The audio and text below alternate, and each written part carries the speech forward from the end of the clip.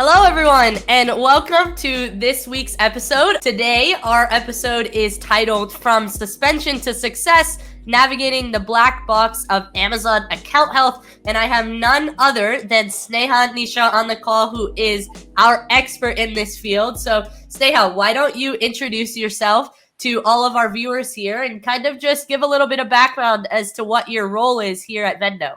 Yeah, sure. So, hello everyone. I am Sneha and I'm delighted to be here in the podcast today. And I would like to take a moment to introduce myself and share a bit of my professional journey. So, I joined Vendo as an intern in October 2019 and have been a part of this company over more than 3 years now. And during my tenure, I've had the opportunity to work alongside some of the exceptional colleagues, including Delaney, who is with me right now, and gain a wealth of knowledge about the industry. And presently, I'm working as an account health and channel control specialist. And in this podcast, I will be sharing my expertise and insight on managing your account health and performance on Amazon with the goal of providing you with valuable information. Awesome. Thank you, Sneha. And Sneha's cutting herself a little bit short here, but she truly is involved in so many different aspects on our business, from customer service, channel control, account health, you name it, everything on the back end that sometimes sellers do not pay as much attention to. Sneha, of course, is our jack of all trades in that regard. So while she typically does not like to be in front of the camera, I am very happy that today she has joined us on the other side here. And I think our viewers are going to get a lot out of this podcast just due to the wealth of knowledge that Sneha really has to share here. So Sneha, let's go ahead and dive on into it, because I feel like of all years, 2023, especially the start of it, has been the most hectic for account health. So you've obviously stayed very busy, even though it's only a section of what you do on a day-to-day basis. But with our brand portfolio continuing to grow, this is so important. So talk about that a little bit. What is account health on Amazon, and why is that important for sellers to monitor on a daily basis? Yeah, sure. So to sell on Amazon means agreeing to abide by the rules, right? And one of them is maintaining metrics at certain level, which is known as account health. And Amazon has created a dedicated page on your account, on your Seller Central account called Account Health, that displays the different metrics you need to focus on. And this powerful tool provides sellers with crucial insights and metrics that are necessary to monitor and maintain the health of their account. And Amazon has also introduced the dedicated account specialist to assist sellers with their account health. And this team of specialists helps sellers understand their account health rating, provide guidance on improving their accounts, and help them to understand and address any policy violations or other issues. Additionally, they have also announced the account health assurance benefit that gives sellers a chance to work against the possible account deactivation. So, when Amazon detects a problem that may affect your account health status, an account health specialist will reach out to the seller. And if they can reach out to you within 72 hours and you cooperate with them, your account will not be deactivated. But in order to make sure that you qualify for this account health assurance benefit, you need to maintain an account health rating of 250 or higher for at least 6 months, and have no more than 10 days where your account health rating dropped below 250. And the most important, please make sure that you have a valid emergency contact number on file. See, so much information there in one little blurb on just summarizing account health. So thank you, Sneha. I think the big point there in terms of what has changed on a year-over-year basis is really Amazon implementing this account health assurance benefit. And now that gives sellers, of course, a little bit more attention to their account health issues and being able to tackle that directly with that team without necessarily facing a suspension right away. Obviously, Sneha, we still see that even with this benefit, that listings are taken down, and the communication with this team can definitely improve, but that is more of an Amazon blocker than it is on the seller side of the business. So we are hoping that as this program of account health assurance really continues to develop, that over time, they will maybe give us a call about some of these listings that are being taken down, or ways in which we can mitigate some of these causes in the future, whether that is due to shipping or expiration dates, all of these things that sellers need to make sure that they're focusing on. but sometimes are out of their control, like when a customer does complain about a specific product and that benefit not serving well. So we're going to go into some of those details as well, but the main point here is account health should be at the forefront of your business. You should be checking this every single day at the top of your day and understanding how you can really make sure that your account health rating is 1,000 so that you have the benefit of this program and that you're also tackling these issues and avoiding any listing suppressions or account suppressions as a whole. So now we're going to talk a little bit about how these account health metrics are calculated and some of the key metrics that sellers should be paying attention to. Sneha, let's dive into that a little bit deeper. Yeah, sure. So the Amazon account health rating is calculated based on the score from 1 to 1,000. And the metric score is determined by taking into various key factors, that is order defect rate, on-time delivery rate, customer service responsiveness, and seller feedback. So the higher the score, the better the health of your account, right? And Amazon takes into account all these factors to determine the overall health of your account and assign it to a score from 1 to 1,000.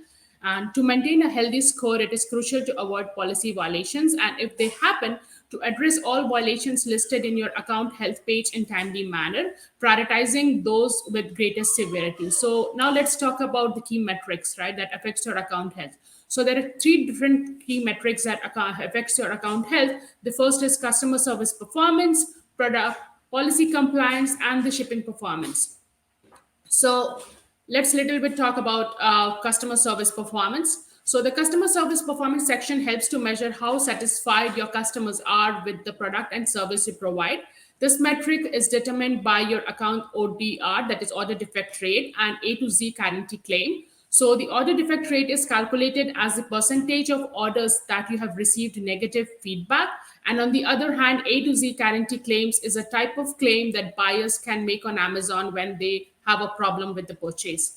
Next is product policy compliance. So the product policy compliance section is designed to raise awareness on intellectual property issues, authenticity concerns, product conditions, and other policy violations. So make sure you regularly monitor this section in your account health dashboard and respond to all the policy violations promptly.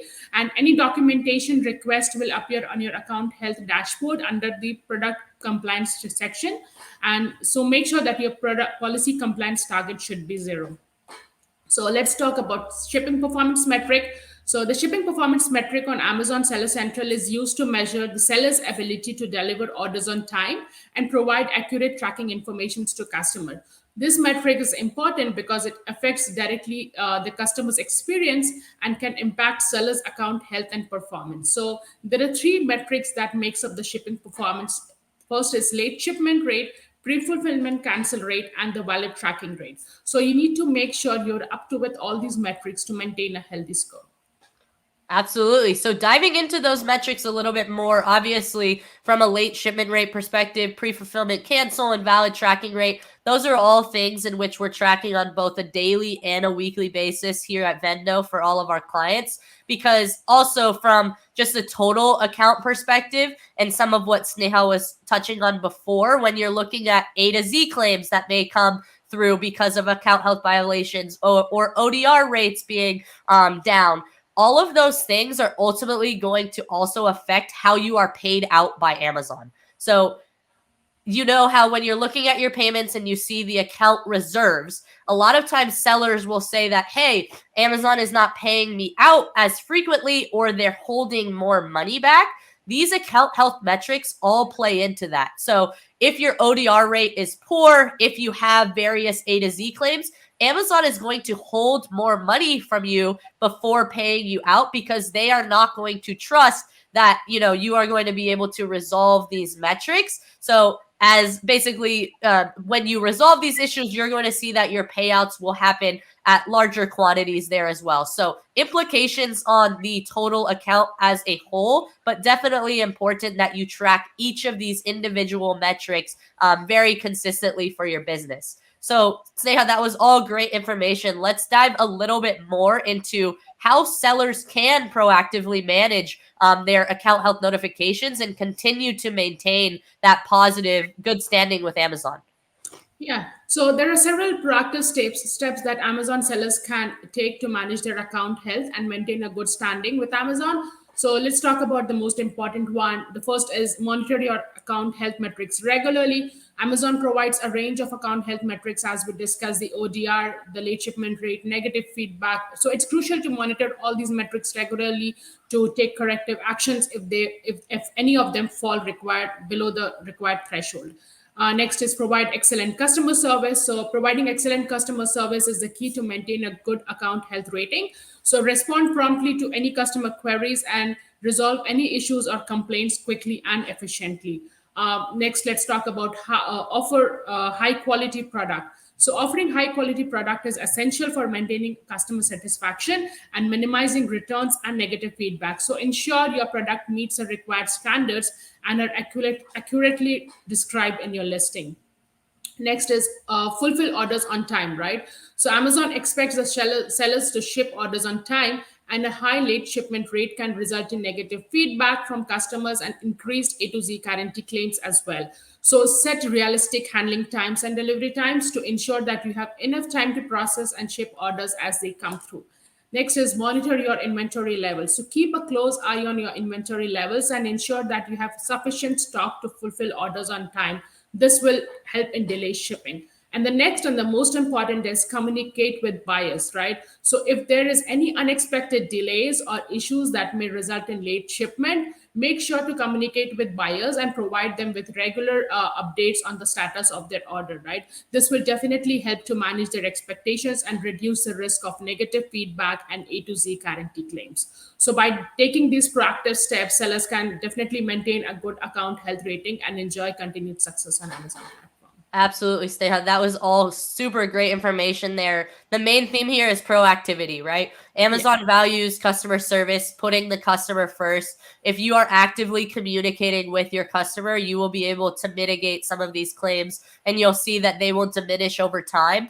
And it even goes back to the basic aspects of the PDP. What information are you providing the customer with in on each of your PDPs? Are your infographics informative so that they understand things like expiration dates, things like what the main benefits are of the product? Some brands will get very claim worthy with some of these infographics, and that can sometimes lead them into some trouble because they will file an account health claim, say that the product didn't work as it was intended to, and then you just have to very carefully monitor that your PDP is very accurate and speaks to the true benefits of your product there. And then I think the fulfillment piece is such a big piece of it because, of course, a lot of the times that can be managed directly by your 3PL. So you really have to make sure that you are connecting with a solid 3PL who has shipped products both FBM and FBA in the past, especially if you have more of a hybrid FBM and FBA model,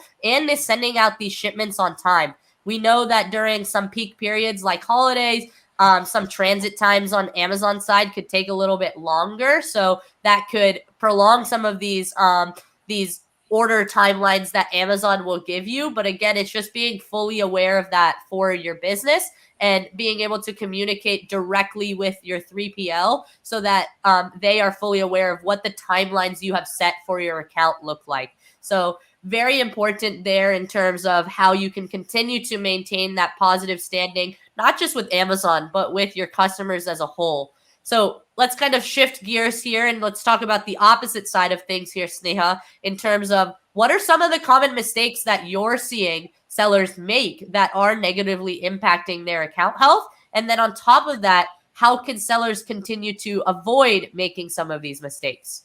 Yeah, so there are several common mistakes that sellers make on Amazon that can negatively impact their account health. And most common ones, like the one that we just discussed, is poor customer service, inaccurate product listings, right? And the next is asking customer reviews. So one of the most important mistakes that Amazon seller make here is to ask their customers, friends, family, relatives to leave reviews for their product, right? It should be avoided at all cost as it is against Amazon policies for ask for reviews. Amazon strongly believes that it is up to customers to leave feedback, positive or negative, and it's their decision to write authentic reviews, and it should not be influenced in any ways. So it also includes not providing any incentives or giveaways to customers in return for reviews. Instead, what you can do is you can opt for an Amazon early reviewer program. That is an excellent way to land some early reviews, and at a high affordable cost. Next is violating Amazon policy. So redirecting Amazon shoppers to other marketplace or personal website, right? Violating Amazon policies can result in account suspension or termination, which will have significant impact on your business. To avoid this, familiarize with yourself with Amazon policies and guidelines and ensure that you comply with them at all times. And one of the most crucial steps is to have a valid emergency contact number on file so that the account health team can reach out to you in case they experience any kind of such issues. Absolutely. And just over the last few years here, we've obviously seen Amazon crack down on these policies in in a much harsher way. So definitely do not violate some of these policies, especially when it comes to customer reviews and the way in which you're communicating with the customer, because that can get you into a lot of trouble here. Obviously, as Sneha mentioned, different ways in which you can get reviews, but your account will get suspended, or at the very least, your reviews will be fully wiped. It's really not worth the impact to your business that it can bring on as a whole. And there's so many other ways in which you can make sure that you're consistently communicating with that customer so that you don't put yourself in a position for your account to be at harm long term there. So Sneha, let's continue to dive into this topic a little bit more and talk about how can sellers handle these account health issues or violations if they do arise. So yeah, sure. So promptly addressing any violations is crucial, right? To make sure to set up your notification preferences to receive immediate email alerts whenever a violation occurs in your account. Moreover, if there is any outstanding policy violations that negatively impact your account health rating, you can view the severity level of each violations. So this enables you to prioritize the most important issues and tackle them first. So in order to tackle the different kind of violations, make sure you have an effective plan of action. So according to Amazon, there are four things you need to keep in mind when writing a plan of action. First, make your plan of action very clear and concise, right? Address all root cause and provide corrective plan of action for each. For everything in question, make sure to provide supporting evidence such as invoices, COAs, testing documents, or images of the product, depending on the nature of violations. Make sure your plan of action is more reader friendly, and also create an SOP, right? So develop a SOP for addressing different types of violations to ensure consistent and effective resolution. And a most helpful tip here is to have an account health specialist review your plan of POA once you have it finished drafting it. So this will definitely ensure you to include all the necessary information, and they can guide you through if you're missing any valuable information in the plan of action. And additionally, to have a successful appeal, make sure you're up to the speed of all areas of Amazon policy and guidelines. Absolutely. And there's a few very, very important things that I want to continue to highlight that Sneha just said.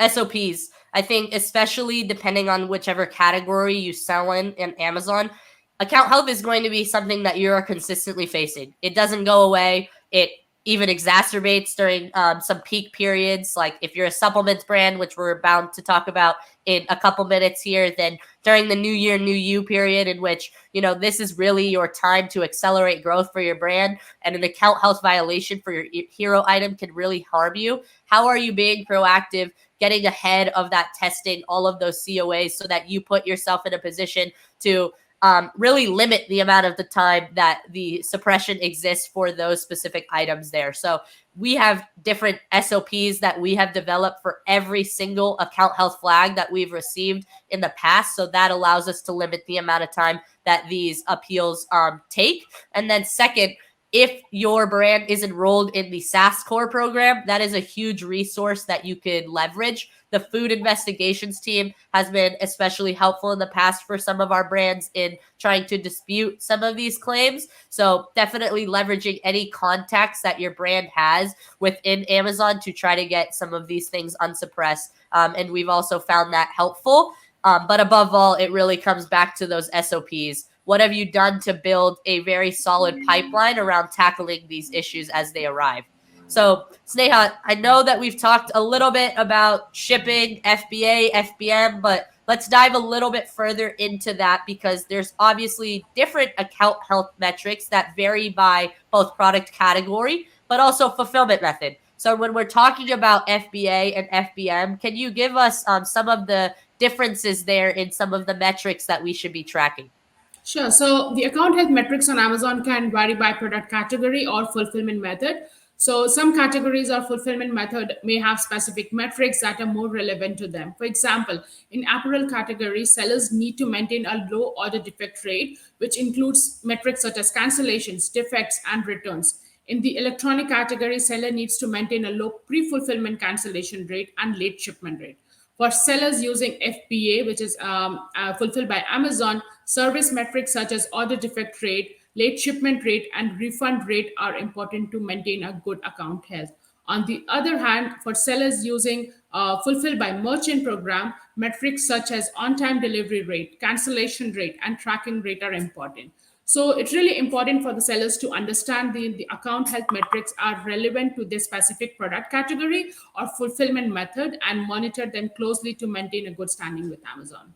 Absolutely. And then tying back to our previous points here, FBM also does affect your account reserve as a whole. So again, wherever Amazon loses a little bit of control, they'll make sure that they make up for it when it comes to your payouts. So your FBM metrics are just as important, if not even more important, to make sure that you have a very strong grasp on, because that could be detrimental to your business as a whole. It could really affect your account even months down the line. So definitely something to make sure that you understand before selling via FBM, what requirements are in place from an account health standpoint.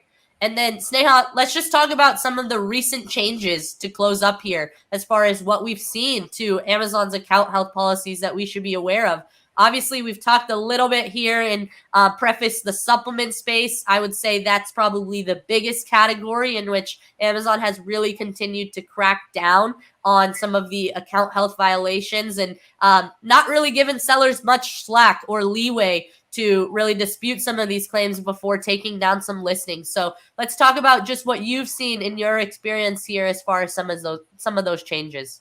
Yeah, so this year the experience of selling on Amazon has been unstable for sellers, especially those operating in the vitamin and supplement category. So despite the fact that supplement industry relies heavily on Amazon as a platform, it's important to note that Amazon always enforces rigorous quality assurance standards, and the introduction to these new guidelines has resulted in more rigorous quality control procedure for supplements, which applies to all the products which is sold on Amazon.com, which implies to both new and existing sellers. So if you receive the notification from Amazon to update the compliance documents, you must provide a valid certificate of analysis from ISO 17025 accredited laboratory, a GMP certificate, and a clear product image.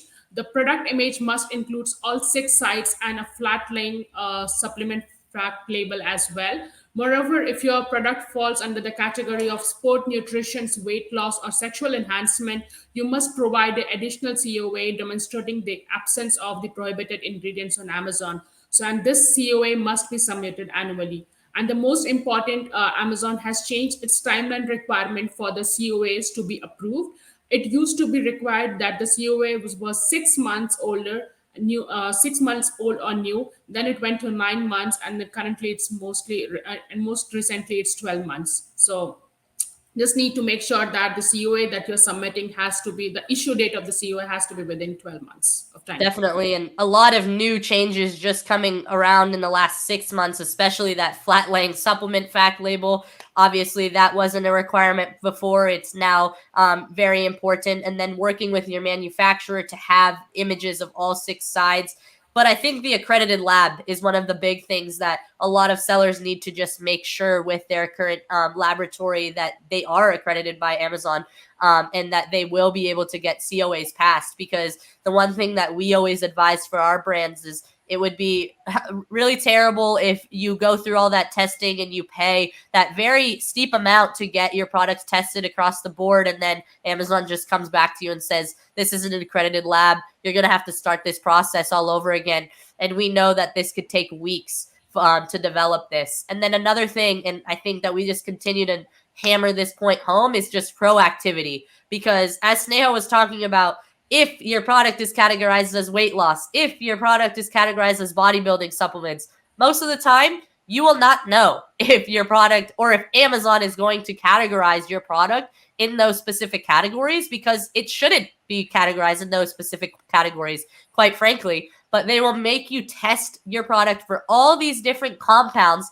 that, one, don't exist in your product because they are misclassified, but two, you still have to continue to test because that is Amazon's way of saying, okay, this seller has proven that this product is not intended for weight loss. So we have a whole guide built out internally that shows different product types that are often associated with these specific weight loss claims, bodybuilding claims, etc., sexual enhancement, even if they are not supposed to be in that category. That way we're getting ahead of some of this testing with our brands. And that way, when it does incorrectly fall into those buckets, that we are able to submit those COAs immediately and not take 3 to 4 weeks to go and test the product, get the COAs from the brands, take all the pictures. But we already have all of that on hand, which helps us mitigate a lot of this. So I think the main point here, Sneha, and I'll let you close up with just your final thoughts on this topic, but this is what the most crucial part of your business, because of course we talk about inventory, and if your products don't have inventory, then you're not going to be able to sell. But if your products are not listed and they are suppressed, or your account is suppressed, you are definitely not going to be able to sell. So it's all about communicating with the customer, informing the customer about what your product is intended to do, and then developing all of these internal resources to make sure you're in the best position possible to tackle these account health violations that occur, so that your account is not dinged either short term or long term. But Sneha, I think you threw so much information at us that this has just been so great overall, and I think it's super informative for our viewers here. How would you like to close? What are your final thoughts here on the direction of account health and what sellers should be doing? I'm sure listening to this podcast will give you crucial insight and different metrics you need to monitor on your daily basis, and most important, have your contact information on file. Regular monitor all the different metrics that comes in your account, and that's it on my end. And then thank you for turning into a podcast, and happy selling on Amazon.